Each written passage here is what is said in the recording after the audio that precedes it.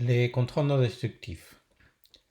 Il s'agit de pouvoir utiliser des instruments qui nous permettent d'identifier, de détecter, de positionner, de dimensionner les défauts qui se trouvent dans les pièces, dans les structures, les assemblages.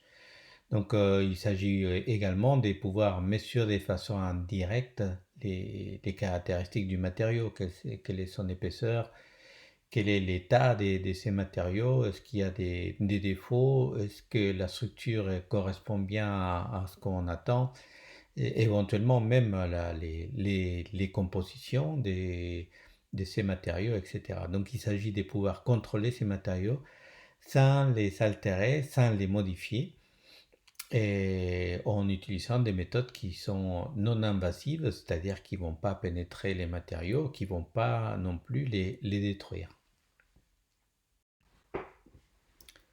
Les contrôles non destructifs, pourquoi faire? Il y a deux grands paramètres, la qualité et la sécurité, qui permettent effectivement que les contrôles destructifs permettent d'assurer. Pour cela, il faut prendre en considération trois grands paramètres. Grâce au contrôle destructif, on peut assurer la performance, la reproductibilité et la fiabilité de ce qu'on est en train de fabriquer ou de ce qu'on est en train de contrôler qui est en service. Tout ça pour pouvoir assurer des coûts et des délais qui correspondent bien à ce que le client est en train de vous solliciter ou de vous demander. Quand est-ce qu'on utilise les contrôles instructifs? Dans deux grandes familles. D'abord, on les utilise en fabrication, c'est-à-dire lorsqu'on contrôle la matière, on fait les suivis des process, on analyse la recette de cette fabrication. Et puis, donc ça c'est dans les moments d'élaboration du matériau qu'on les contrôle pour s'assurer que les matériaux correspondent bien en termes de dimensions, en termes de caractéristiques, en termes d'absence de défauts à ce qu'on attend d'eux. Et puis en utilisation pour tout simplement répondre au suivi réglementaire, pour pouvoir faire une expertise, pour pouvoir réaliser tout simplement les opérations de maintenance que ces matériaux doivent suivre.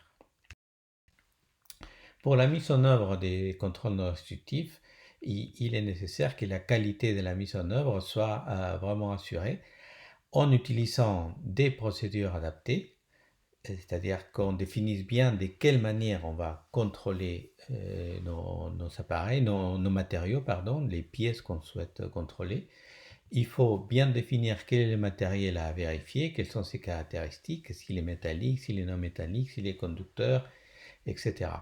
Et puis, bien entendu, tout aussi important, si ce n'est pas plus, il faut avoir un personnel qualifié, un personnel qui sache comment mettre en œuvre ces contrôles non destructifs et de quelle manière il doit le faire.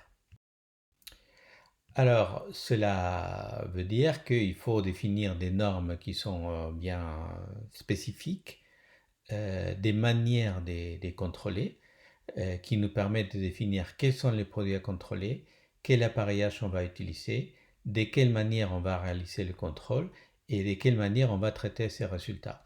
Donc c'est l'opérateur qui est qualifié et certifié qui va pouvoir assurer effectivement ces contrôles répondant à des normes bien identifiées. Pour résumer, il faut que ces contrôles non restrictifs puissent vous garantir l'intégrité de la structure, et qu'il n'y ait pas ou très peu de démontage, que parfois on puisse réaliser les contrôles lorsque l'ensemble est en fonctionnement.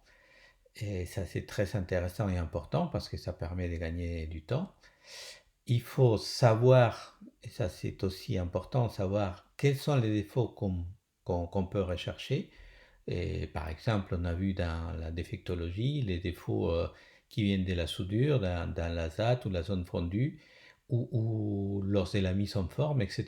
Donc, selon les processus d'élaboration ou les types de services auxquels est soumis les matériaux, on doit savoir quel type de défauts on doit pouvoir retrouver. Puis ça demande bien entendu avoir une capacité à pouvoir analyser et à réaliser les essais et puis avoir de l'expérience pour effectivement identifier quels sont les défauts et quelle est la meilleure méthode qu'on doit utiliser. Parfois, l'interprétation des résultats est délicate dans le sens où il faut pouvoir distinguer un défaut d'un problème d'opération des réalisations du contrôle, ou tout simplement, parfois on observe des défauts, il faut savoir distinguer quelle peut être l'origine de ces défauts. Et puis, de plus en plus, aujourd'hui, on utilise des multitechnologies, c'est-à-dire qu'on n'utilise pas une seule technique, mais on utilise des détecteurs qui comportent plusieurs technologies en même temps qui vous permettent de réaliser plusieurs types d'essais en un seul passage. Mais on en parlera un peu plus tard. La norme qui réglemente la qualification et la certification du personnel en contrôle non instructif, c'est la norme européenne ISO 9712 qui date du mois d'août 2012. Alors il faut savoir qu'il y a des structures de certification et que ces structures de certification dépendent des comités du secteur industriel. L'aérospatiale, par exemple, c'est la COSAC, la fonderie, c'est CCF, etc. Sidérurgie, tubule en acier, etc. Donc, selon les matériaux qu'on utilise ou selon les types des montages qu'on va analyser, il y a des différents types de certifications avec des structures de certification qui sont différentes.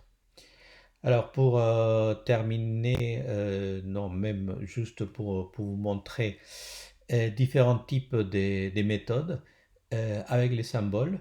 Les T que vous voyez partout, c'est des techniques. A, les acoustiques, tout ça, ce sont des termes en anglais, émission acoustique.